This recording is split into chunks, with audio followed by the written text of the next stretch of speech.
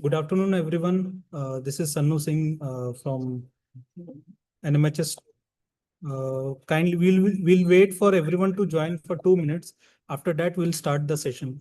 In meanwhile, if some kindly share the link so that everyone can join as soon as possible. Thank you so much.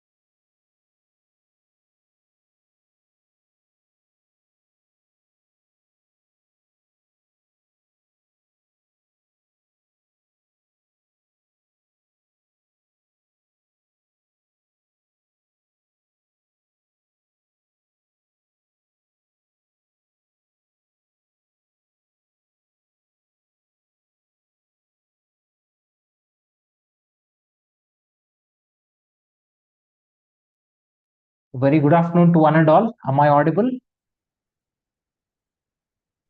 Yes, sir, you're Yes, audible. Thank you. My name is Dr. Prachet, and I'm an associate professor in the Department of Epidemiology in NIMHANS. So we welcome you all to this mental health dialogues program on mental health of individuals in institutional settings. So this is the part two of the mental health dialogue on this particular topic. So, so we have distinguished resource persons who have joined us here online. So let me take this opportunity to welcome all our resource persons, our speakers, Dr.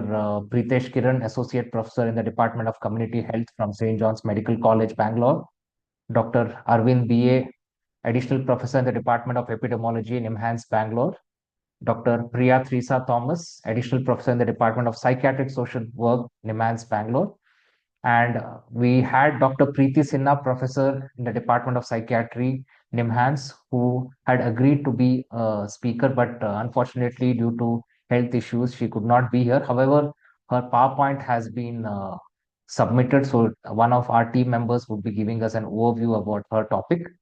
And we also have our panelists with us, that is Dr. Venkatesh, District Surveillance Officer, BBMP Bengaluru, and Dr. Vijay Harbishettar, Assistant Professor, Department of Psychiatry, NIMHANS. So, as you all know, this mental health dialogue is a focused webinar that is conducted under the aegis of National Mental Health Survey 2, which is an ongoing nationwide population-based survey covering all the states and union territories of India. And the overall goal here is to strengthen the public mental health services So we are a very large team that comprises of 160 investigators from 43 health sciences institutions. And as of now, the team has completed nearly 60,000 interviews. So that's a commendable job. And so this mental health dialogue is a platform to facilitate academic interaction and for getting like-minded people together who have been committed for the conduct of mental health surveys. And through this interaction, we would like to expand the sphere of influence for public mental health. So on that note, let us begin today's program. So I'll just give you an overview of today's program. We have a talk by Dr. Arvind B.A. on the topic mental health issues and concerns among residents of paying guest accommodation based on a study that he conducted. A talk by Dr. Priya Teresa Thomas, who will be providing her expert views on this topic. And then we have a talk by Dr. Preetesh Kiran, who will discuss the challenges faced by elderly who are living in institutions, and he'll be drawing from his own experience at St. John's. And we have one talk focusing on a paper titled Prevalence of Common Mental Disorders in Older Adults, Findings of National Mental Health Survey 1. And then we have a panel discussion. So we have a small change here since Dr. Vijay Harbishettar is going to attend a meeting that I believe is conducted by the state government. So his part of panel discussion will be taken first, and then we would move to the short talks by the resource persons. So Dr. Vijay, if you are there, sir. Yeah. Yeah, I'm very Hello, much sir. here. Hi, Am sir. I So, audible? yes, sir, you are audible, sir. So, thank you Yeah. for joining, and I believe you are in the middle of a meeting with the state health services. So, I've reached and it's at 3:30. So yeah, fine. fine, sir. Fine, sir. So, yeah. So, welcome, sir. And I'd like to begin the first question by asking you that based on your clinical experience in the Department of Geriatric Psychiatric Services at NIMHANS, what unique mental health challenges do you observe among the institutionalized elderly? Okay. Uh, Let me give a brief background. I worked for 12 years in UK, of which majority of the work was in geriatric psychiatry, doing home visits, attending old age homes, care homes, providing services there. And also last 10 years I'm in India and here two places. One as private, and I was also part of a medical associate with a home care agency where I was giving advices as well. And now currently, last 3 years and plus previously 1.5 years in geriatric psychiatry unit and MI. So I'll give a different blend of information here. So let me start by, if it's okay, UK. The style of care homes in UK was more, the care homes may have been funded by NGO or some very few from government. The government won't fund the care homes. So it's mainly run by private. Now, the thing is, whenever a patient is moved to a care home, though it is a private place, the government will used to fund for their stay in the care homes. And in UK, many a times, the way the culture is that after eating, the children leave. So the people who are elderly, they often live on their own, elderly people. So, for example, if a 40, 50-year-old relationship comes to an end because of death of one of the spouses, the other person has to live alone. And for given an instance, for example, after 50-year married relationship came to an end after husband died, and the wife would never got an opportunity to do any transactions because she didn't know what is bank, she didn't know how to fill a check, she never knew, she didn't know what papers are, and she was unskilled. So then that was the reason why she had to be moved to a care. That is one reason, for example. Usually the reasons are they become old, they become dependent, they are alone, cannot be managed at home, they become disabled, they have dementia. It's not dementia, it's the functional dependence that they need care for their activities of daily living, routine activities of daily living. They're unable to make decisions, and then they move to care homes. Before going to care homes, attempt will be made by sending home care 3 times, 4 times a day, um, regularly. For example, somebody will go in the morning, make a cup of tea for them, and then in the afternoon, they go into the bath or anything, something like that, and then they, first, the attempts will be made, then they move to care homes. So once they are going to care homes, they become more or less de-skilled. De-skilled in terms of ability to manage on their own. They may require prompts in doing all the routine activities of daily living. For each and small minor things also, they need, be told that this is going to happen next. And once they are institutionalized, the social skills comes down. Uh, this is the state, and that's in UK. Then coming to India, again here, um, I have seen different kinds of old age homes. Some old age homes, one of them in Bangalore was Prabhudalaya, where we visited, and this place had a waiting list actually. It was so popular, it had a waiting list, because people became very active when they moved there. Their loneliness was taken care of, and their routine activities, there are a lot of activities, activity scheduling was routine, and they would have regular kind of competitions, kind of programs, like for example, Ganapati Festivals. festival came up and Dasara came up, or the Christmas, something like that. Then there will be activities and there will be competitions. There will be some one of them will become a lead, and then they create, and they plan, and they'll be given a team, and they plan a program, and they socialize well, and they run competitions and all that. And there is regular film viewing or music or and routine activities like it may be sports, it may be different kind of activities. The routine activities keep them very active, in line with the cognitive stimulation, you can say, and that will keep them very active, and they like. So that one care home was definitely has waiting list that I can go. But majority of them, many people didn't want to be there, and they equated it to the orphanage, that no one to take care of, and being thrown here and not wanted by anyone. That kind of an attitude many lived in, different kind of care homes. They become again de-skilled for a period of time, and once you move to the care home, it's unlikely they come back and they stay with the family.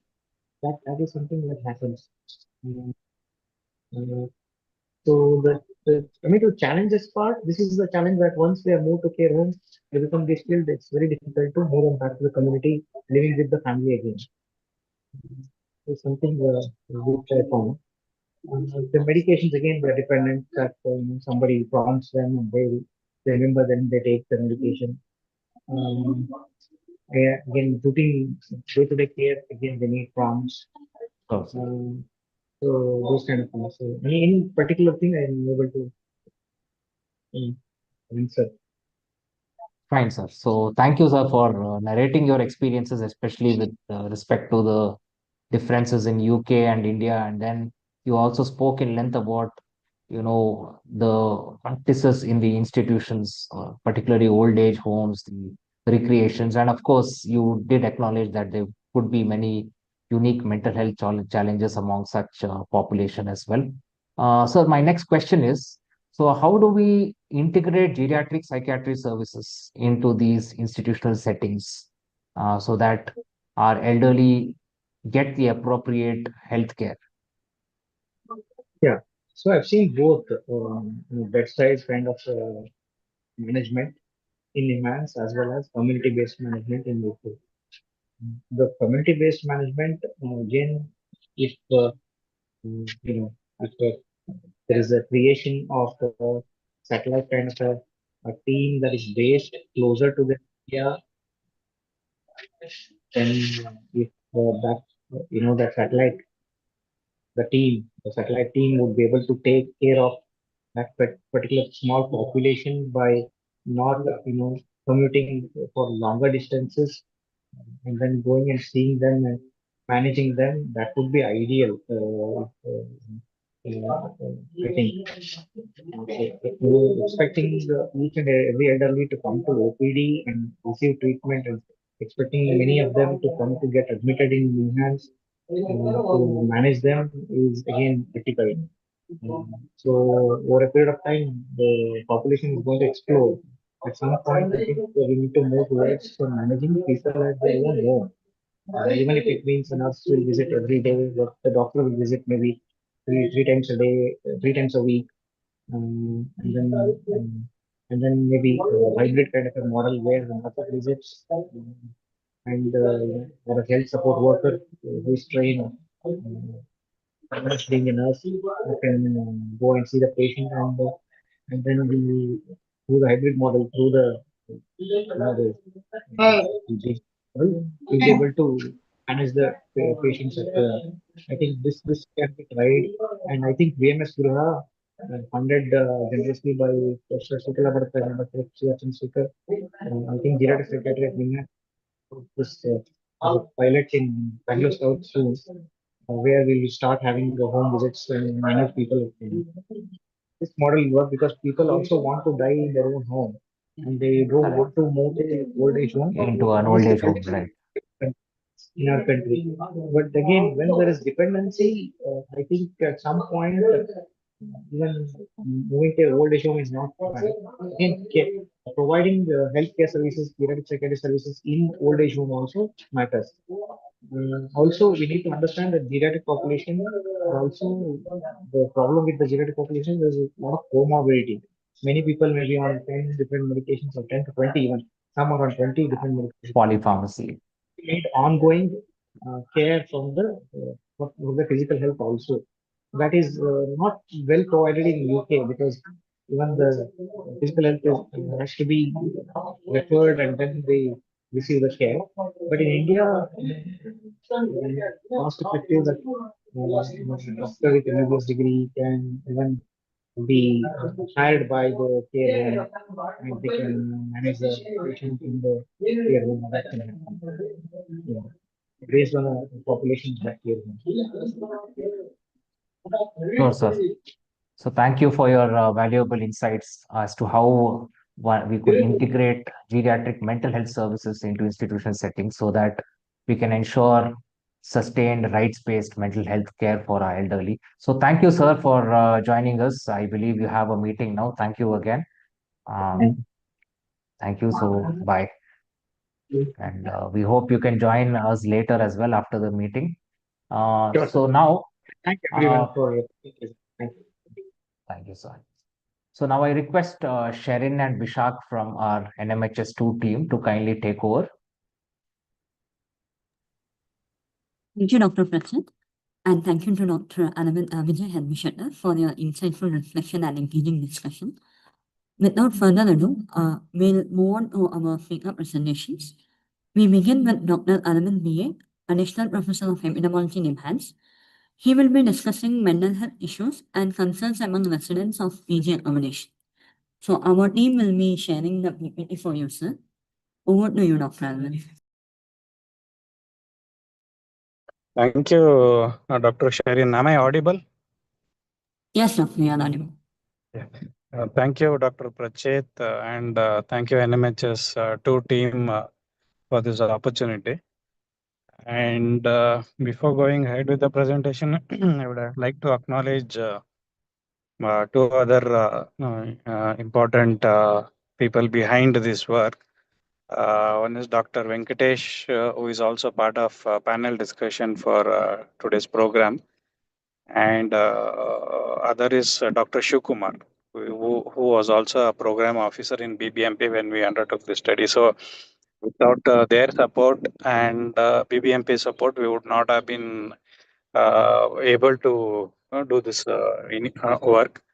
And second thing is the experience that I share basically comes from two small surveys that we undertook among PG inmates in Bangalore City. One was sometime immediately after COVID. We actually started before COVID, but because of COVID, it got postponed, and immediately after COVID, we were able to complete it. And at that time, we focused on south zone of BBMP.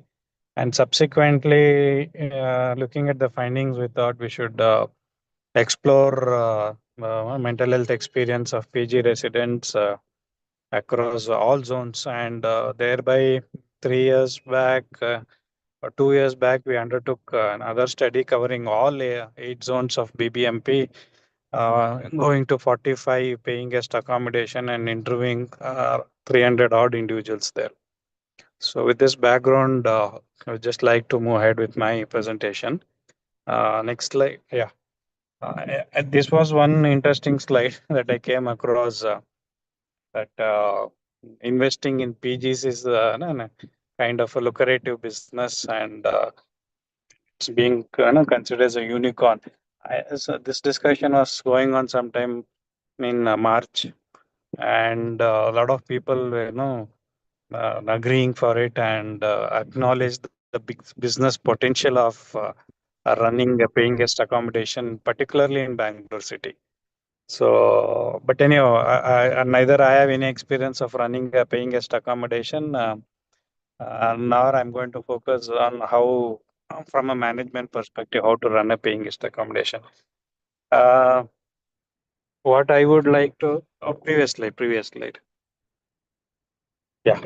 So here, the one thing I would like to highlight is this paying guest accommodation is becoming an urban phenomenon. Oh. And precisely that was the reason why we thought of working with the paying guest accommodation also, because our focus was looking at promoting mental health and preventing mental illnesses among urban population. And this is particularly an urban phenomenon that has come across. And why people are choosing paying guest accommodation? Many reports, newspaper articles, reports, many studies from sociology and management perspective. There are studies which identify and report that they are actually cost effective, they are convenient, and they are a kind of flexible housing option for people who are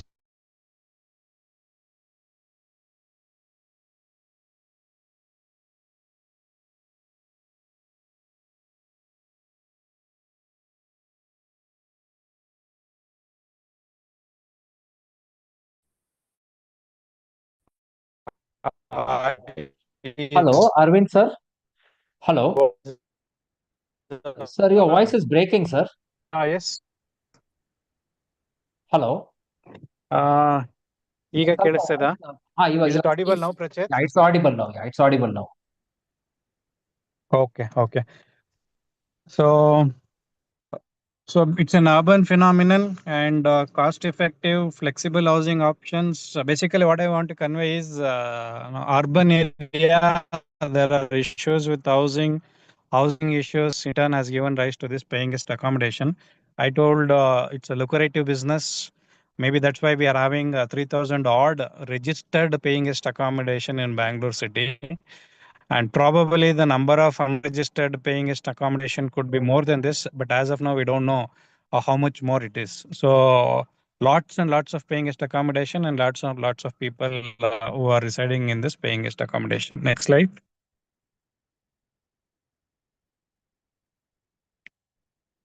Sherin, next slide. Now it will be changed. Sir, kindly, there is some technical glitch. Allow me a minute, sir.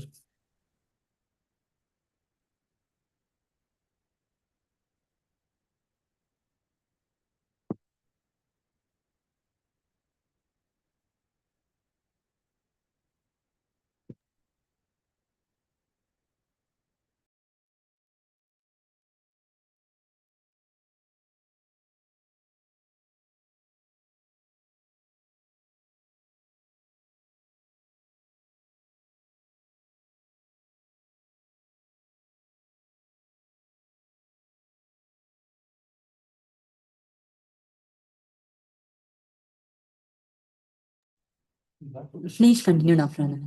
Yeah. Thank you. So basically, as I told you, I'm not going to talk from an management or a business perspective. Our concern was when we were working in the area of urban mental health, we came across several such reports as shown in this slide. No, people committing suicide, people found depressed and attempting suicide, not just in Bangalore, all across India, from Delhi to Kerala to Amritsar, so many different places. So we were coming across these reports. So that's what triggered us to look into detail of why, what, and what can be done for, or look at the solution for this. So that's how we started our work. Next slide.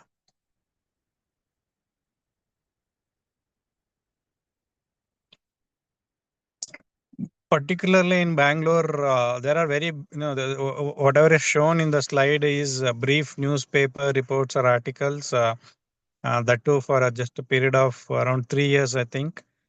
We stopped till 2019. And so many cases of attempt to suicide or completed suicide or many other issues, many depression cases being reported from PGs in Bangalore. So this was becoming very, very common. Probably, at that time it was common in newspaper, news media. There was no systematic observation into what was happening in the paying guest accommodation actually.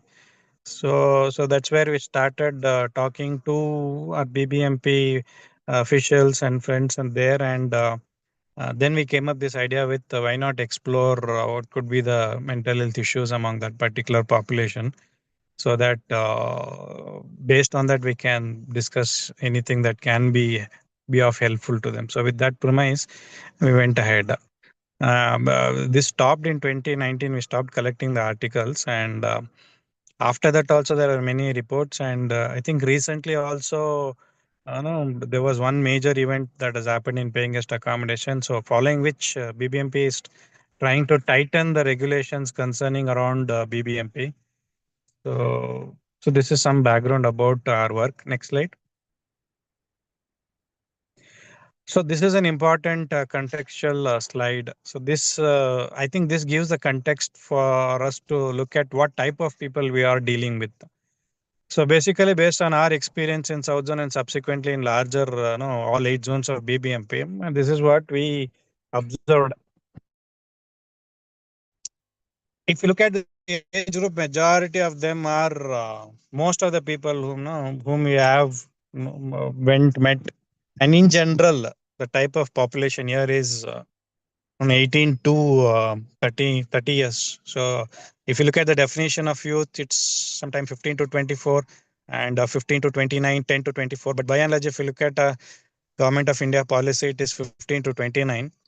What I'm trying to say is most of the people who are residing in this we all know, but this is just a factual evidence. Most of the people who are residing in paying guest accommodations are youth. And why I'm saying particularly that is youth are particularly more vulnerable for mental health.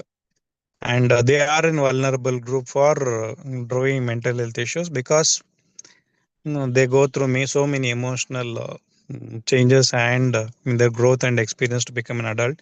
They undergo several turmoils. So they are youth particularly.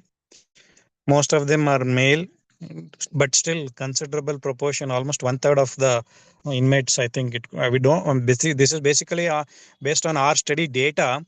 We exactly don't know what the data is, but somewhere it also indicates that females form a considerable proportion of inmates in paying guest. So that is one thing we should be looking at.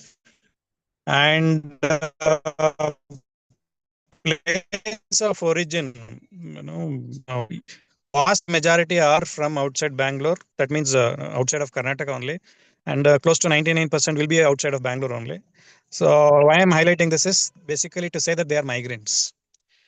We have been traditionally saying that mental health issues are common among or more among migrant population, but the type of migrant population that we actually are often look is a different kind of a migrant population.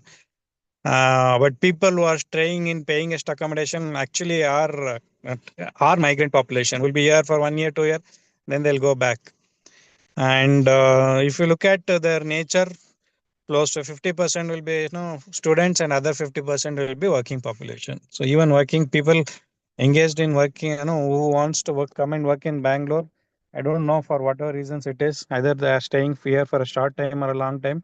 They choose paying guest accommodation. This we can see in our projects itself. Many people whom we are employing in our projects, they come, they work with us. They are here for 1 or 2 years, but still they choose paying guest accommodation in and around Nimans to stay. They have several reasons for that. It's predominantly it's more convenient. But what is the message that should be conveyed from this slide? I feel is one, they are migrant. So this demographic characteristics of this particular population actually predisposes them to be more vulnerable to mental health issues. Next slide. I'll quickly run through the subsequent slides because these are important background informations. Next slide. Just few numbers to show the prevalence of depression and anxiety. We measured using a mini study instrument, and the here the conditions are screen. And if you look at this, 15.7%, generalized anxiety disorder 12.6%, and among females it is 16.7%. Smoking and all that is observed in general population is also commonly observed in this, around maybe slightly more also. Smoking, alcohol use. Among female population, we can see that substance use when compared to general population. Substance use among females in general population, when if you compare that with the female population in paying guest accommodation, definitely the problems of substance use is very high, very, very high. So 12%, currently 12% of the participants whom interviewed were current smokers, and 14% were current alcohol users. So substance use, females in paying guest accommodation is one thing that should be concerned and worried. But what is more important for me is here, I'm reiterating that we didn't use any screener. It was diagnostic. So depression and anxiety 7.2. It's maybe around 10% if you say overall. If you look at National Mental Health Survey, the prevalence of major depressive episodes or depressive disorders, current prevalence was around 2.5% or around somewhere 3. If you see here, it is around 10%. Definitely 2-3 times more. Generalized anxiety disorder, National Mental Health Survey 1, the prevalence was around 1%. Generalized anxiety disorder. Here we can say, even if we take average, it will be somewhere around 15%. So it's 14. So 1% in general population, 14% in this population. Anxiety, depression around 2.5 to 3% in general population. It is close to close to 10-15% in this population. So this is definitely very, very, very high. So that's one thing we should be seriously considering it. Next slide.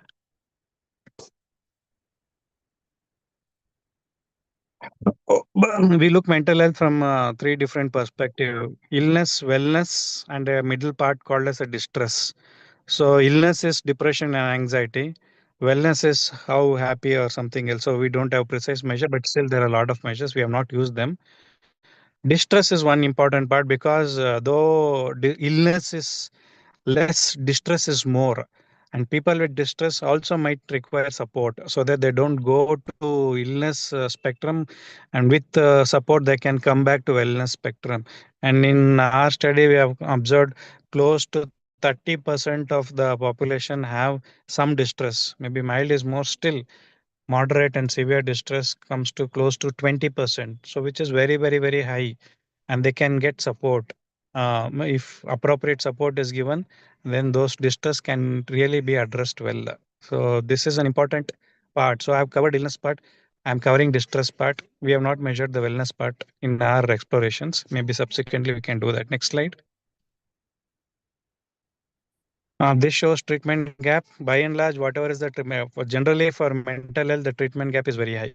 Around 80%. It ranges from 80 to 100%. What we have seen in National Mental Health Survey.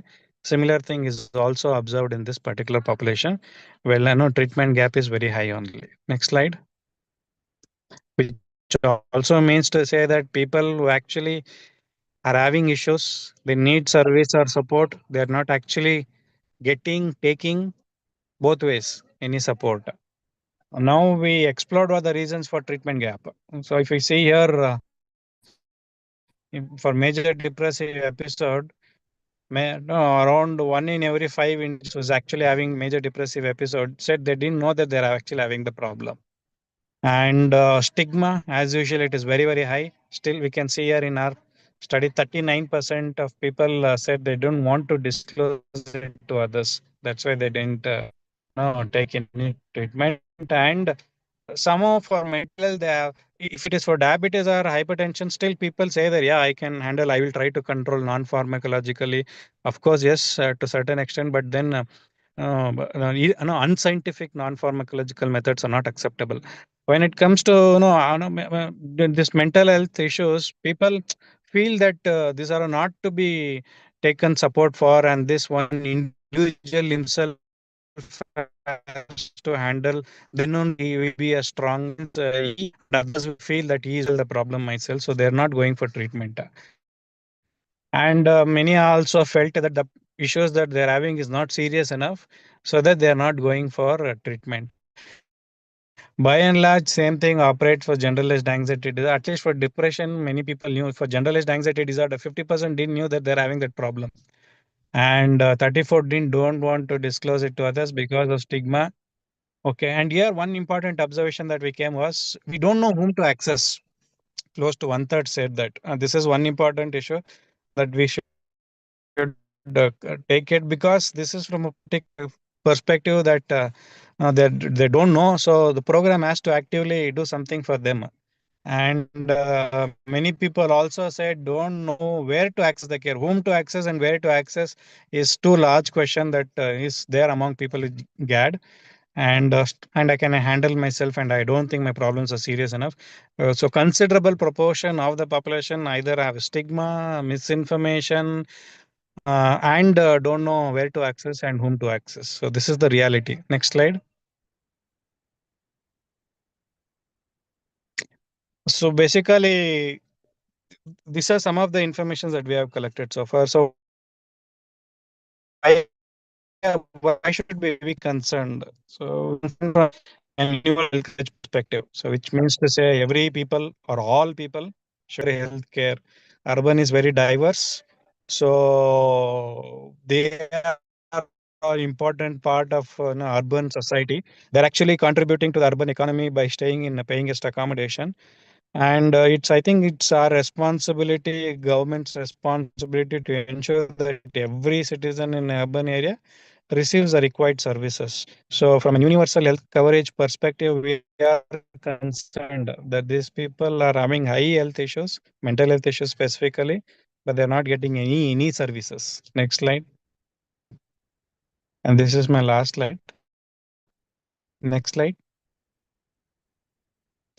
What can be done? What can be done? I think we tried many things at the ground level. We tried to, what do you say, tried to work with owners of paying guest accommodation. Tried to push few things from BBMP Health Department. Over time, ultimately, what we realized is it should come from above.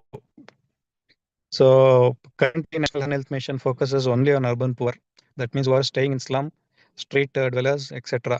They are people in PGs are not under this ambit.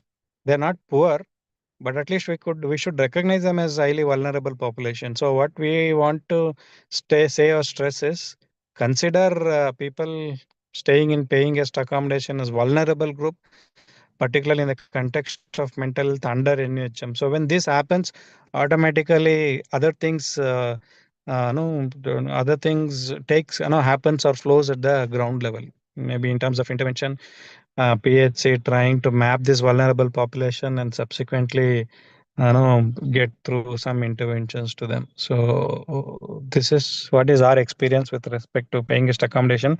We do have many lacunae or gaps in the data in terms of there could be many determinants of the distress or the illness part. We haven't explored them. Many could be extrinsic, intrinsic. If extrinsic, what are those? Within the ambit of paying guest accommodation, what factors contributes to their distress? We don't know all of those. Those informations actually will help us to plan better interventions. So that's a gap or lacuna we're having. Maybe in future we'll try to address that. So that's it from my end, and thank you NMHS2 team, Girish sir, Prachit, for this opportunity. Thank you, Dr. Alvin, for that insightful presentation, highlighting the open overlooked mental health challenge among the residents in PG accommodation. Dear participants, we will be taking questions towards end of all the presentations to ensure a smooth flow of the session. We encourage you all to type your questions in the chat box. We will take it towards the end. Now we'll welcome our next speaker, Dr. Priya Neecha Thomas, Additional Professor of Psychiatric Social Work, NIMHANS. She will be sharing her expert views and perspectives on the psychosocial aspects of institutionalized elderly. Dr. Priya, over to you.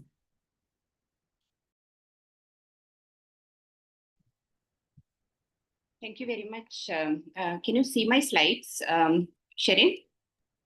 No, doctor, it's not listening. Oh, okay.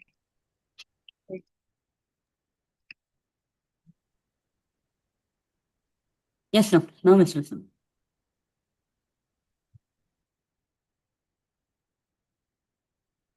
Possible, right? Yeah. Thank you very much, Sherin. Thank you very much to the organizing team for this opportunity.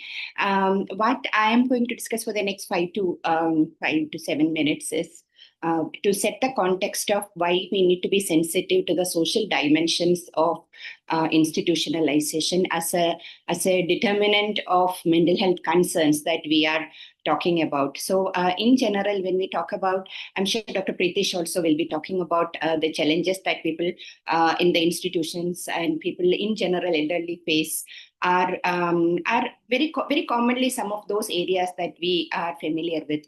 But we do talk about social support. We do talk about social isolation as one of the precursors for development of maybe mental health problems later on. But then to what extent the changing social scenarios and changing relationships and the factors that we always take it for granted as being part of a collective society. These are all things that are so much changing now. And I also come from this background of all of us will be familiar with the stages of psychosocial development, which Erikson has been very, very articulate about each stage in our life. We have certain things that we should be doing, and we take many things for granted that a child will socialize, the child will develop some skills, the adolescent will develop relationship, they will find their identity, and a young adult will be able to marry and settle. So we consider a lot of things as a natural progression of things, and in that context, aging successfully or aging gracefully, as the term is nowadays, is also a result of what we expect as a normal developmental pattern. And should we consider, should we pathologize a lot of these things, or should we be sensitized about what are some of the factors that are coming together and leading towards the development of problems? These are some of the, so whatever I'm going to discuss is about the insights that we have from, this is not a study per se, but then we have been working with elderly for a long time from a lot of care perspective. So some of the insights at this point, we just wanted to share from this. So we know there's demographic transition, and there is no one who is not affected by it. Everybody is now familiar with the change from joint family to a nuclear family, urbanization, and a lot of factors which also Dr. Arvind was talking about in terms of how urban population has unique needs. And we are also seeing the transition, a lot of people who are in transition. So we still have a huge population in the rural areas, but we also see a lot of people who are transiting and migrating. And psychologically also this transition has a lot of consequences. And projected population of senior citizens, in any discussion that we have on elderly, we have all these numbers that comes out that we are looking at a huge population explosion in terms of elderly, and the pyramid is going to be now a pillar in terms of equal young people and equal older people. So that changes the care scenarios, and that is where institutionalization has become. So the aging report 2023 spoke about how 37,000 senior citizens were in the institutional government old age homes. But then we all know that it is not government funded old age homes that are the major factor. There are several other service based, charity based, even paid models that are working in terms of old age homes and daycare facilities. So the numbers are going to increase due to whatever reason. And if a healthy aging is what we are looking at in terms of from a developmental perspective and from a psychosocial development perspective, we need to be able to also take care of the group that will ultimately be, all of us probably will end up in an institution at one point or the other. We do not know how the society is evolving this thing. So we need to have a lot more preparedness to take care of factors that can actually lead to this. So we know that as we age, all of us have certain psychological aspects that are from a developmental perspective itself. We are looking at meaning in life and social support and loneliness as a result of isolation that could happen. We also have certain difficulty in adapting to new things as people age, and technology is a good example of that. But also new situations are very difficult. And there are also the prevalence of depression. I'm sure Dr. Vijay mentioned about it, and Dr. Pritish also will be mentioning about it, more about the mental health concerns in elderly. The prevalence is more. But then what I would like to also emphasize is that it is not just a mental health concern as a standalone factor. It is very often an end product of several other factors that has happened around in terms of social support and the challenges that has been happening in their life and things like that, which is something that we need to be probably sensitive about. So the socially, there could be a lot of bereavement, and so the elderly person whom we will be interacting with would be so this will be a cross section of an elderly person whom we will see in terms of the person would have lost their spouse, they will be in their retirement age, and there could be a lot of, so we all develop a lot of personhood as we age, as we grow up, as young adults, we belong to certain social groups, family and things like that. And as we age, we tend to lose that personhood, and at least maybe not losing, but then at least it changes. And these changes are something that are difficult for people to accept and adjust. And these are some of the things. Change is very difficult. And as we age, we become less and less tolerant towards change, which is a result of which could result in adjustment problems later on. So Dr. Vijay also mentioned about why people could shift over to long-term care facilities. And unlike we all know that we have been relying so much on our family care models, and we still believe that family care is going to be the best model, from a care perspective, and we should support families to provide care. But then having said that, there are also equal chance that long-term care facilities will be an equally strong option for many elderly, be often because of chronic, and I must also say that there are no facilities right now which are on an affordable care model, which will affordable cost model, which provides the best possible care in terms of cognitive stimulation and things like that. But having said that, it is all of us need to work towards an environment where we support the elderly in their homes, but we also provide enough supportive environment for our institutions, long-term care facilities that we are looking at. So there are a lot of predictors that it's already available, and we also know that it could be lack of social support, it could be cognitive changes that can happen, could be financial constraints of caring, lot of other factors. And sometimes the caregivers just cannot manage it in terms of a lot of challenges, role conflicts that happen. These are all predictors, and these are all factors that eventually lead to institutionalization. These factors in itself can be a trigger or can be a contributing factor towards adjustment problems and psychological distress later on. Because if I find that I am placed in a home because of there is nobody to look after me, and that has a psychological distressing factor for me also. So these are some of the factors that we need to be prepared for when we are working with an elderly in the institutionalization institutions. So they need to adjust with their changes in social environment, and especially, as I said in the beginning, all of us know that as we age, we are less tolerant towards changes. So when we are in a new environment, as at the tail end of our life, and we are not psychologically prepared for it, and we are not sociologically prepared for it, in the sense that it is not what we believe that we should have been in our life. It has a lot of implications in terms of how I interact with the social environment, and there could be a lot of conducive environment in the institution, but if I am psychologically not able to adjust to the fact that I am now an inmate of an old age home, I may not really engage with whatever available available resources there also. So that can also lead to a lot more subsequent problems. So it's a vicious cycle leading to depression, anxiety, and things like that. And what can we all do? All of us can as an institution, we can make sure that person-centered care can be provided to some extent. At least these are. When I am speaking itself, I'm aware of how difficult it is in our setting. But then it is the responsibility of each one of us when we are in a caregiving situation to ensure that a person-centered care can be provided, and whether institutions can have a structure of support groups and counseling.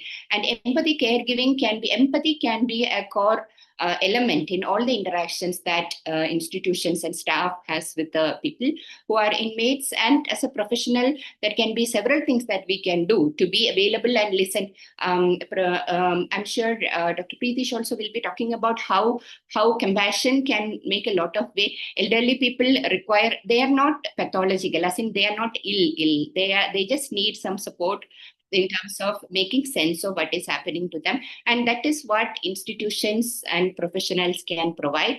There is one model that they talk about how in institutions, whether social identity can be encouraged. So where we are in community and we have certain roles that we have been doing, we develop our own identity and personhood, and we transfer to an institution wherein all these things are no longer there.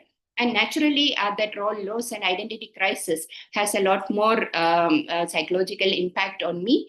And that can be mitigated to some extent by having structured activities and person-centered and individual level work with each of the inmate, and to help them to rediscover the roles and identity, and to some extent move towards that little better acceptance and satisfaction with life. Because ultimately, if we can aid elderly people to reinvent their meaning in life, that is what will go a long way to ensure that people are a little better adjusting in their new environment. And that could be through all these activities that even Dr. Vijay mentioned about how certain care homes have a lot more activities that the elderly, the inmates are or the clients are very happily engaging in, and gives meaning to their life. So these are some of the very structured things that we should try doing, striving for. So Margaret Mead is a sociologist, anthropologist who has worked a lot with civilizations, and she spoke about how a society is civilized. Is how do we know a society is civilized? Is by the extent to which the disabled and the frail elderly are cared for by the community. So if we are able to ensure that the communities are sensitive and able to care for those among them, the ill and the elderly and the disabled, and each community owns their elderly and make facilities for social interactions and supportive environment, that will go a long way to make sure that we are able to take care of our elderly in the best possible way. Thank you very much for this opportunity, and over to you, Sherin. Thank you, Dr. Priya, for highlighting the psychosocial challenges faced by institutionalized elderly and the importance of ensuring person-centered care and psychosocial support. Next, we have Dr. Pritesh Rohan Kiran, Associate Professor of Community Medicine and Coordinator, Senior Citizen Health Service, St. John's Medical College, Bengaluru. He will be discussing the challenges faced by the elderly in old age homes and those living alone. Dr. Pritesh, we look forward to your talk. Please go ahead, sir.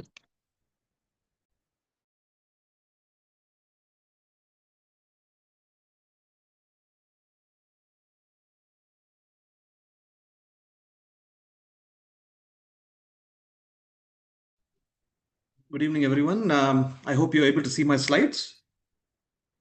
Yes, sir. And as I'm shifting, I hope you're able to see the next slides also. Are the subsequent slides visible, Visak and others? No, Yes, sir. sir, it's visible. No, it is not in the slide mode. We cannot see it in the slide mode. I see. Okay, let me just try again then.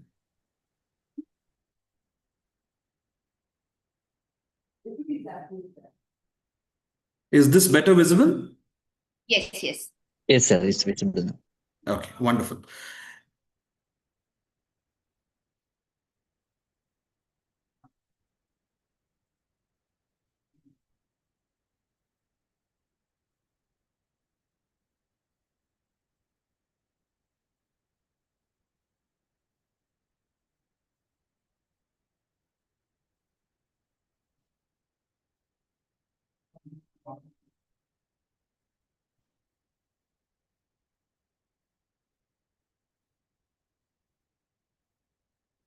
So good evening, everyone. I'd like to thank the organizers of this program for this opportunity. And in the next few slides that I'll be presenting, we'll be looking at the aspects of some challenges faced by the elderly in old age homes in India.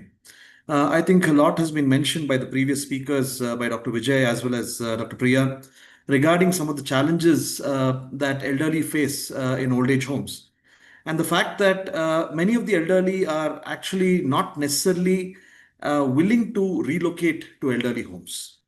I'm not sure how many of you all actually read in the papers a few days ago, I think precisely 2 days back, about an elderly couple that committed suicide in an old age home because of the fact that they possibly had some adjustment issues in terms of the environment and the kind of activities that were available in the home, and the fact that they had to actually move out of the old age and out of their son's home only because they could not adjust to the daughter-in-law's cooking. So there are such trivial reasons and many more why elderly people actually move to old age homes in our country. But what is very important for us to realize is the fact that there is a large number of elderly people, who are shifting into old age homes as India faces the demographic change that was mentioned by Dr. Priya. So there is an increasing demand for institutional elder care. If we actually look at a place like Bangalore, there are a large number of old age homes. There are a large number of senior living facilities that are actually mushrooming all over the city. And the same is the situation across the country. As far as statistics in the government setup is concerned, it talks about 551 NGO-run old age homes which are supported by the government. It speaks about 16,290 destitute elderly in government-supported facilities. But this is just the tip of the iceberg. There are many homes which are not run by NGOs. There are many homes, which are possibly not supported by the government or registered with the government. And what is key is to be able to ensure that there are facilities as well as systems that are set into place in all of these, homes as well as in all of these senior living communities. We have a challenge that 70% of elderly are left unattended by friends and family. In the rising context of the kind of work that people are involved in, migration that is actually happening, we have a large chunk of people who are living alone. And there's also an alarming figure of only 20.6% of elderly who receive financial support from children, right? So who receive active financial support from children. So what are some of the social and emotional challenges that we see among this population?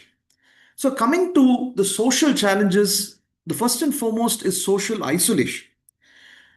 The elderly are usually used to a particular social network when they stay, in their settings till the time that they actually shift to an old age home. And this separation from familiar social networks can have a huge impact on their psychosocial health. There's also a loss of independence and autonomy. Many a times in old age homes, older people have to be dependent on caregivers who are not necessarily, their family, and their adjustment and their way of living would have to change versus, how they would actually be in their own settings at home. There are limited meaningful social interactions. So many times you have elderly people who are confined to their rooms, who are not even aware of the other residents in the old age home, purely because of the fact that systems are not present to be able to facilitate such social interactions. And there is also a psychological impact of abandonment. Very recently, I was actually talking to a set of old age home caregivers and administrators from across India, from across North India, actually. And we were actually discussing about some of the challenges in terms of caregiving that they face in their old age homes. And one of the largest challenges they mentioned was the aspect of abandonment of the elderly. So they spoke about elderly people being actually transported to large cities, and then the family or the children absconding thereafter, with the older person being left as more of a quote unquote destitute older person in that city. So the psychological impact of such an abandonment, the psychological impact of possibly having been cheated upon by their family, is also a huge guilt factor as far as these older people are concerned. There are large mental health issues. There's a high prevalence of depression, anxiety about health and future. There's a loss of identity and purpose, as well as difficulty in adapting to a new environment. So there are a lot of studies that have been done looking at these components in old age homes, but the solutions to those are equally complex. Possibly some of them we will discuss during this session, during the latter half of the session. These challenges are significantly having an impact on the overall well-being, but they often go unaddressed due to the lack of mental health support systems in old age home settings. Many a times these old age home settings are largely suited only to actually facilitate the activities of daily living of the older person, right? Activities such as feeding, dressing, grooming, giving them shelter. But a large number of these other mental health issues, social issues, required to be addressed as far as old age home settings are concerned. There are challenges of healthcare and infrastructure. So as far as healthcare is concerned, many old age homes have limited specialized geriatric care. They just have some sort of a on-call doctor. The on-call doctor many a times may not even be a very highly qualified person. And that particular on-call doctor as such or nurse is able to give limited care to the patients. In the eventuality of certain emergencies as such, there is an inadequate emergency response. Many times, the homes find it difficult to be able to take such older people to the hospital. They have a fear of taking people to the hospital because thereafter the components of cost, the components of caregiving in the hospital, all of these are challenged. There is poor chronic disease management. Like Dr. Vijay mentioned, there is a large aspect of polypharmacy in the older person. And in the old age home settings, it may be a challenge to be able to address this kind of chronic disease management in the right fashion. As well as lastly, given the fact that there are a large number of people staying in this home, there is a challenge of nutrition and dietary issues. Many a times older people complain about not getting the kind of food that they like, but unfortunately customizing the food for each older person is very difficult in these settings. In terms of living conditions, there are several facilities which are overcrowded. There is poor sanitation and hygiene that we actually see, especially in homes which are government run or which are actually taking care of destitute elderly. There's a lack of privacy. Many times, the accommodation in some of these old age homes are not necessarily single rooms or twin sharing rooms. They have almost 8 people to 10 people sharing a single room, and as a result of which, they have a lack of privacy in these settings. And lastly, there are also safety and security concerns. Staff issues, there is a large challenge with regard to insufficiency of trained caregivers. There's a high staff turnover, especially among the caregivers who go looking for other opportunities. There's a lack of geriatric training. In fact, forget about geriatric training. Even training of the caregivers itself is very limited in terms of caregiving among the elderly. I still remember one of the instances where there was a caregiver who had come to look after an older person whom we actually take care of, a home health service. And when we actually asked them, did you get training? They said, yes, we got training. How long? An hour. What was the training? Well, we were told to talk to the older person nicely, smile, be gentle, And that was it. That was the geriatric training in terms of caregiving, for the older person. But all of us know that, it goes beyond that. And there is a very, very important aspect of ensuring that there is proper training, as well as there is some amount of personal care delivery, that is required. There's also lastly resource constraints in terms of inadequate infrastructure, poor maintenance, poor recreational programs, as well as financial challenges in these homes. The financial and legal challenges that older people face. Let's look at financial insecurity. Very few people have pension support. The amount of pensions coming from the government is of a very, very small amount, and barely sufficient to be able to meet even the basic medication requirements of older people. Far from actually addressing other requirements as far as daily living of the older person is concerned. The high cost of quality care. Dr. Vijay mentioned that care does not come quite inexpensive as far as the settings in a city like Bangalore are concerned. So you have a large number of people who are not able to source quality care, and if they're actually compromising on the cost as such, definitely they're not able to source care in settings which provide quality. There is limited government funding. This funding in fact is being relooked at, but certainly, I think it needs to be expanded to be able to take care of the growing needs of older persons.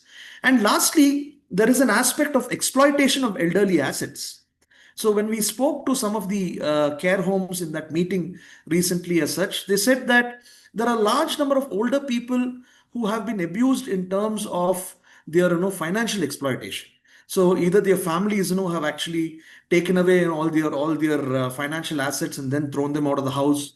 Or there are even instances where certain old age homes have actually taken their financial assets and thrown them out of the old age home, wherein thereafter they've actually gone to certain destitute old age home. Now, in line with this as such, there are a lot of rights violations that we spoke about. There is the component of abuse and neglect incidents. We have the aspect of elder abuse, which is now rising, and more studies are showing the presence of different aspects of elder abuse. There's a restriction of freedom. Many times, you have old age homes where the gate is locked. You cannot go beyond a particular gate because they feel that you'll run away from that home. Right? There's a denial of basic dignity. So in terms of dignity, in terms of the availability of good food, good toileting facilities, good shelter, all of these are compromised in many of the old age homes. As well as lastly, there's a lack of compliance mechanisms, right? So there is a requirement for old age homes to have a framework by which they have certain grievance redressal that takes place from the side of the elderly.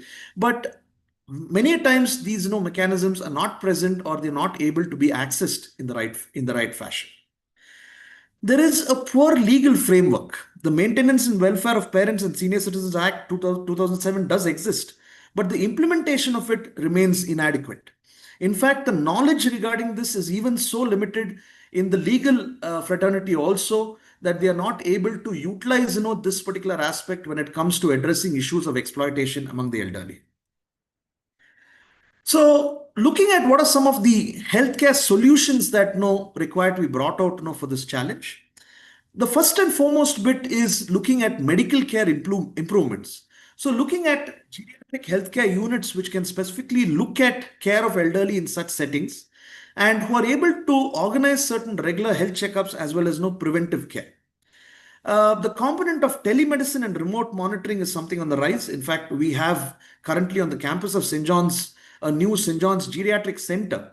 And one of the components that we are now looking at is the component of telemedicine and remote monitoring to be able to help our patients who are in home health settings as well as in rural settings.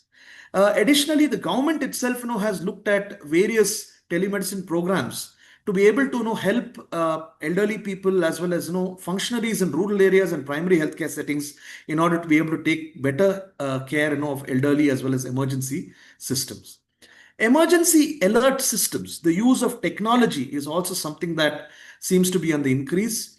And this is something that will go a long way in terms of early warning, in terms of injury to the older person, as well as intervening and ensuring that the right kind of care is given to that older person on time. Mental health support. that is something also lacking. I think all of us are very familiar with the fact that the number of mental health care personnel, as far as our country is concerned, in terms of the personnel population ratio is quite low. So there is a lack of professional counseling services.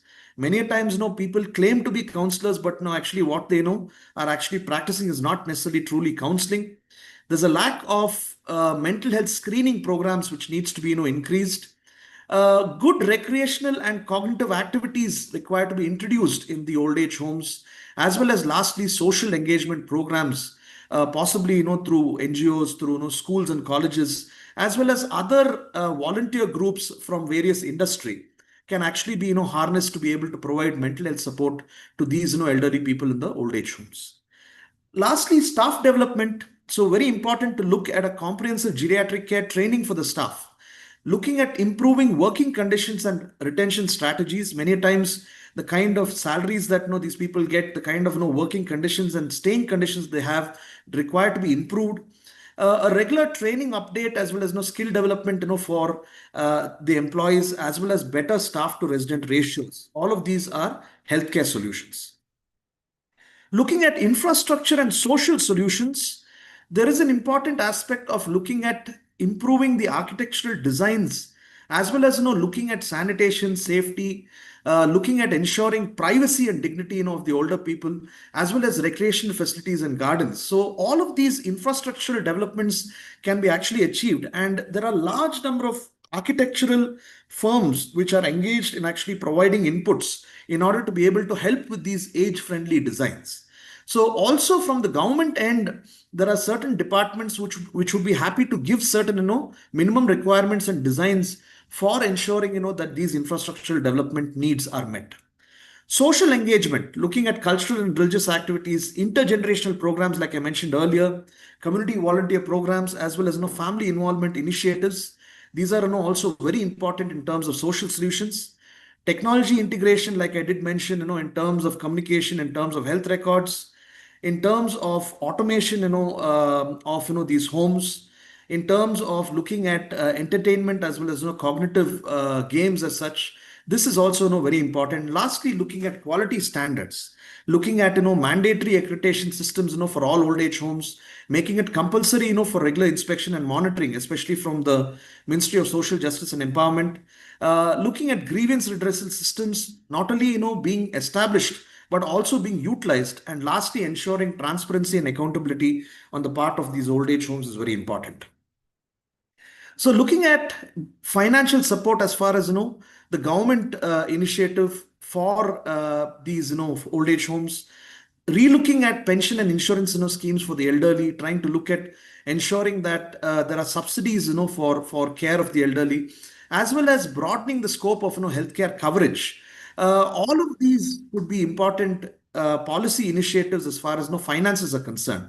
At the moment, we have a large number of insurance companies that do not provide insurance for people beyond a particular cutoff age group. Also, there are a lot of exclusions as far as the insurance components are concerned. So relooking at healthcare coverage would be a very important aspect, especially for people who are in these institutional settings. Looking at strengthened regulatory frameworks, looking at quality standards, enforcement, licensing requirements, as well as regular monitoring systems would be some of the policy reforms that require to be actually brought in. And lastly, looking at community programs such as public awareness increase, corporate social responsibility, a volunteer engagement, as well as family counseling support would also be important initiatives for improving the state of elderly in old age homes.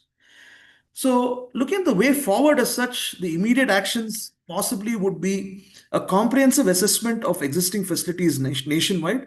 There have been certain assessments that have been undertaken, but I think it's lacking in terms of the number of institutions that have actually been covered by this kind of an assessment.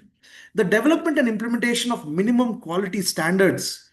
There are quality standards that have been actually developed by the Ministry of Social Justice and Empowerment, but many a times it is very difficult for old age homes to be able to actually follow or comply with these or implement these, given the fact that many of them are slightly unrealistic.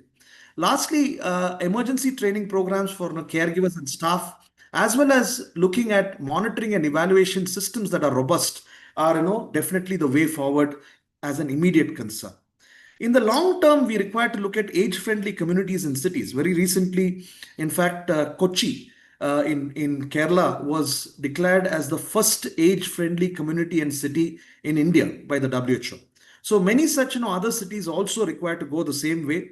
There is a requirement for promoting active and healthy aging, like Dr. Priya mentioned, looking at sustainable elderly care models, which can be replicated both in rural settings and urban settings, as well as for the privileged and underprivileged elderly.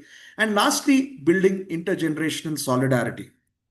So on a closing note, I would like to close saying that the challenges faced by elderly in old age homes are quite complex and multidimensional.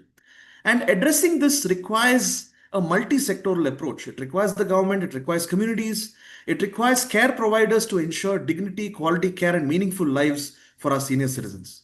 But what is for sure is that together we can create a dignified and fulfilling environment for our elderly citizens. Let's strive that by the next 10 years or so, we are able to achieve a great change as far as society is concerned, as far as the institutions are concerned in the care of our elderly citizens in our country. Thank you very much. Looking forward to interacting with all of you all further. This is my email ID and number, just in case any of you all would like to get in touch with us. Thank you, Dr. Pritesh, for highlighting the complex and multidimensional challenges faced by the elderly in old age homes and steps needed to ensure dignity and quality care for them. We now move on to our next presentation, which was originally to be delivered by Dr. Preeti Sinha. Due to her unforeseen commitments, Dr. Lakshmi, Program Coordinator, NMHS2 NIMHANS, will be presenting on her behalf. Dr. Lakshmi will be discussing the paper titled Prevalence of Common Mental Disorders in Older Adults, Results from the National Mental Health Survey 1. We look forward to your insights. Dr. Lakshmi, over to you.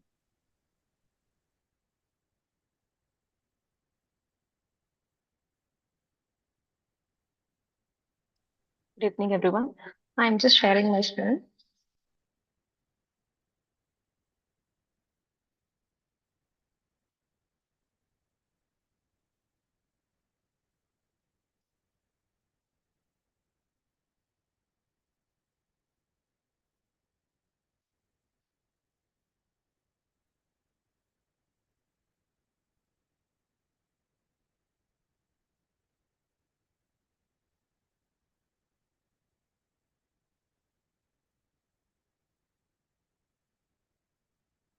Yeah, I hope the screen is visible for everyone. Yes, Doctor. Thank you. So today we would be looking at the prevalence of common mental disorders in older adults. This is a data from a subsample in older adults that was obtained from National Mental Health Survey in 2015-16.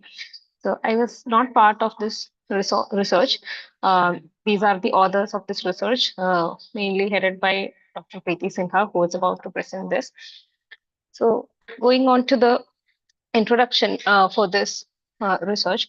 So the aging population is increasing day by day, and it is estimated to be 22% by 2050.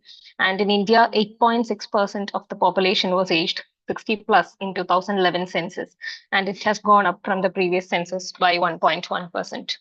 Yeah, and the common mental disorders, which are primarily depressive and anxiety disorders, the prevalence estimates in India vary widely from 8.9 to 37.8%. So in this study, there are three objectives. First objective was to estimate the prevalence of common mental disorder in older adults who are above 60 years. And in NMHS, we looked at all the people who are above 18 years of age. So the subsample of above 60 years was isolated from this whole sample set. And second objective is to compare the prevalence of common mental disorders between older adults, that is 60 plus years, and younger adults 18 to 60 years. Third objective is to examine the key socio-demographic correlates of common mental disorder. So the methodology, as we described, it is a subsample of NMHS, which was held in 2015-16. It was a cross-sectional study. The total sample was 39,532, out of which we have 5,590 older adults above 60 years of age. And the tool that was used to assess all mental disorders were was Mini International Neuropsychiatric Interview version 6.0, and depression and anxiety was included in Mini. And the diagnostic criteria that was used is ICD-10, the diagnostic criteria for research. Then we have this data was obtained through trained field teams. That is the data collection teams, and the ethical approval was also obtained. Methodology was the same as the National Mental Health Service methodology, where we had multi-stage sampling. And from this whole sample of 39,000, we have isolated the sample with older adults. So coming to the results, this is visible. So you can see that among the older adults who are above 60 years, 79% of them fell between 60 to 74 years, and 20% of them were above 75 years of age. And most of them belong to rural population, that is around 67%. And the education, only 8% of them were above 10th class. And most of them, around 65%, were unemployed and from the middle income status. So the key findings were the older adults had a higher lifetime prevalence and current prevalence of depressive disorders. So you can see in this table, so you can see that this is a 6.93, the lifetime prevalence of depressive disorders, as compared to 4.96 in the younger population. So there is a significant difference here. And in the current prevalence as well, we have 3.53 in the older population as compared to 2.54 in the younger adults. Okay. And coming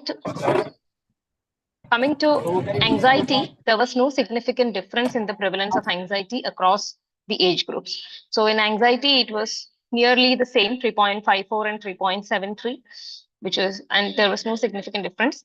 In both current, this was for lifetime prevalence. For current prevalence as well, there is no significant difference, it being 3.3 in 60 plus age group and 3.56 in 18 to 59 years. Okay. So among the older adults, the most common anxiety disorders were specific phobia, then which was followed by agoraphobia. So you can see in this table that the most common one was 1.72, which was phobic anxiety disorders, which was followed by agoraphobia, 1.6.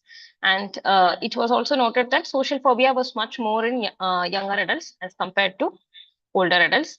Panic disorder was more in older adults. Obsessive compulsive disorder, OCD, was more in younger adults. Yeah. And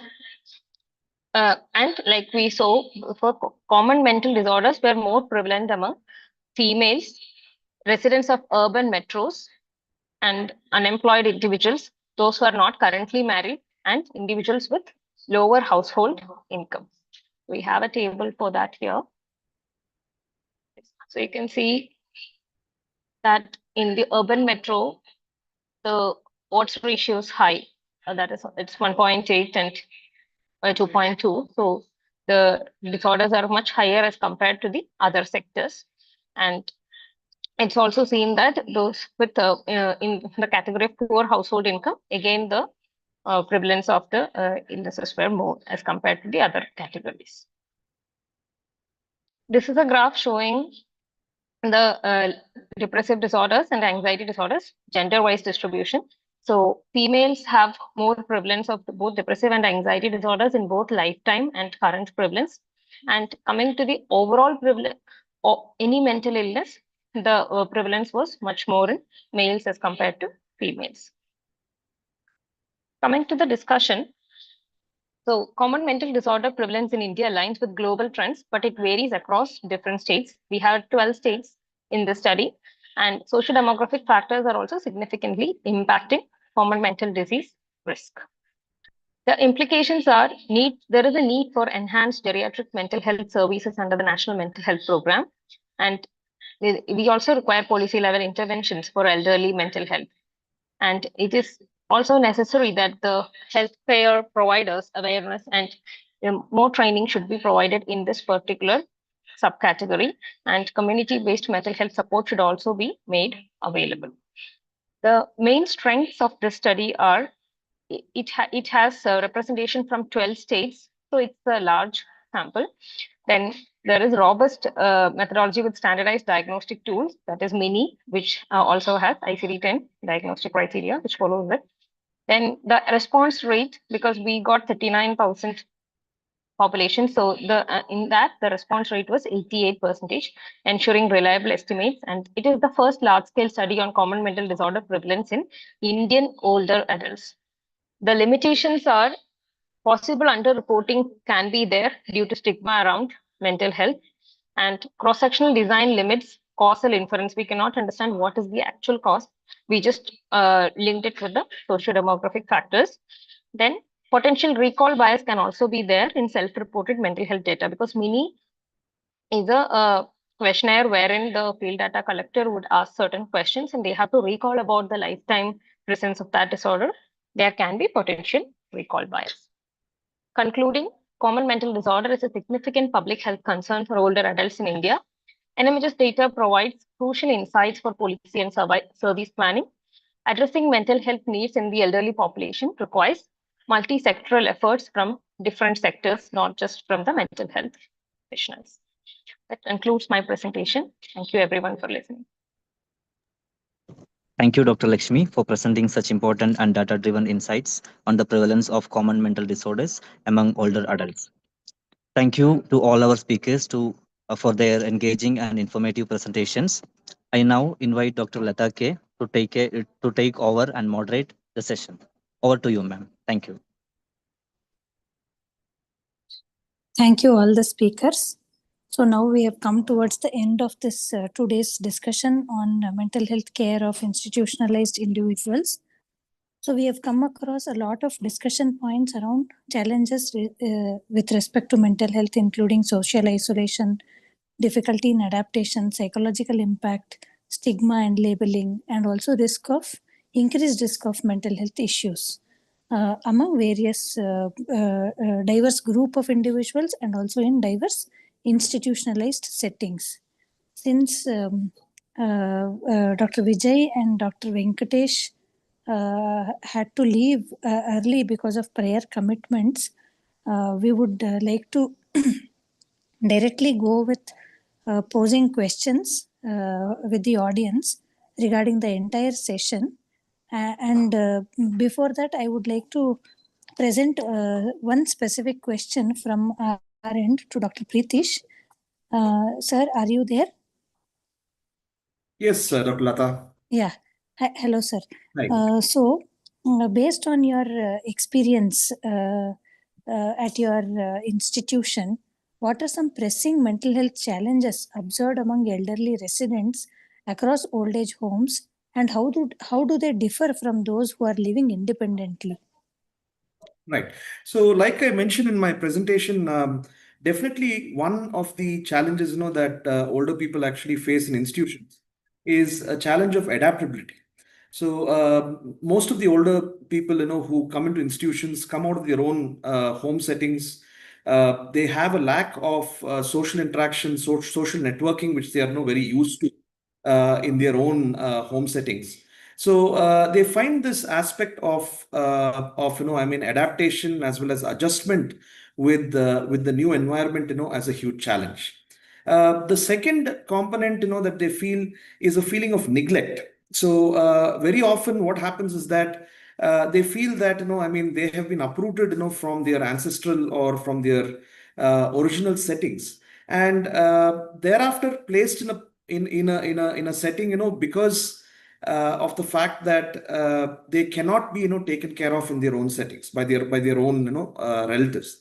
So the component of being, unwanted or feeling neglected is also a challenge, as far as these older people are not concerned in old age, home settings.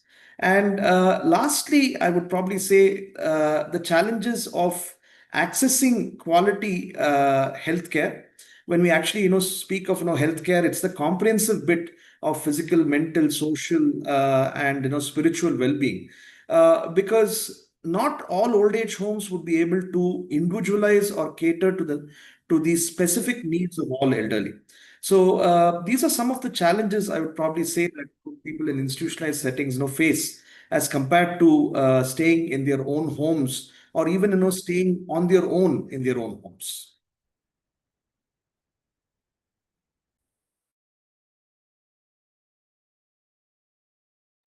Thank you, sir. Thank you very much for highlighting those important aspects on neglect and also the various challenges faced by older individuals. And now we are open for questions. So I would request the organizing team if there are any questions on the chat box, and also if any of you can unmute and ask questions to our resource persons.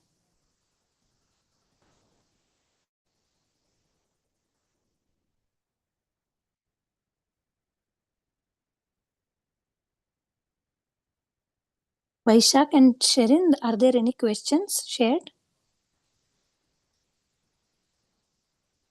No from our side. Okay. So anybody would like to unmute and ask?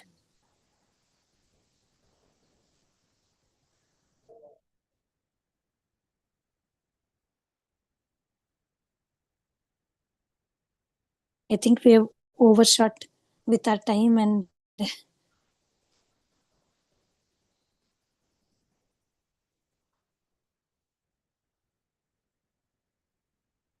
yeah. Okay. Thank you, everyone. So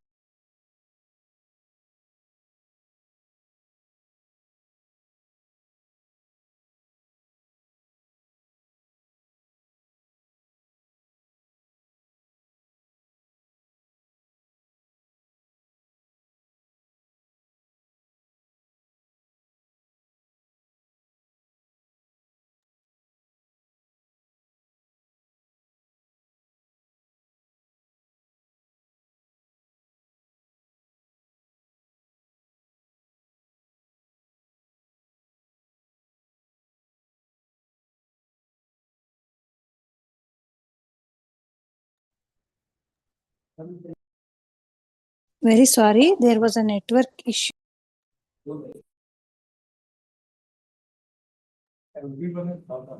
Hello. Sorry, there was a network issue. Yes, So ma'am. if there are no more questions, we could just summarize some of the important learnings from today's session and conclude. So I think major important points are that there are a lot of concerns, and as Dr. Arvind valuably mentioned, that they need to be the PG accommodations needs to be considered as vulnerable individuals, and also as Dr. Priya and Dr. Pritish sir has mentioned about the concerns of elderly and how we need to actually implement certain programs to provide holistic care and also to ensure that their mental health is taken care of. So I would like to thank the entire NMHS2 team for helping us organize today's event. Special mention to Dr. Girish sir and Dr. Jayasuriya and all the NMHS state coordinators team. Special mention to Sherin and Vaishak for coordinating with everyone and all the resource persons and panelists for today, Dr. Pritish, Dr. Vijay, Dr. Arvind, Dr. Priya Thomas, Dr. Preeti Sinha in absentia, and Dr. Lakshmi from NMHS team, and also Dr. Venkatesh. Sir had joined, but unfortunately he could not present or he couldn't speak. And the entire project staff from the entire country of the NMHS team, and my colleague Dr. Prachit for making today's mental health dialogue possible. So thank you, everyone.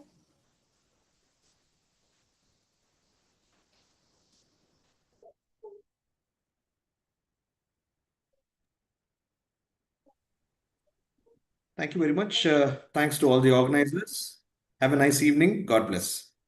Thank you, Thank you, sir. Thank you. Thank you. Thank you. Thank you, Sherin. Thank you, ma'am. Thank you, sir, for coordinating.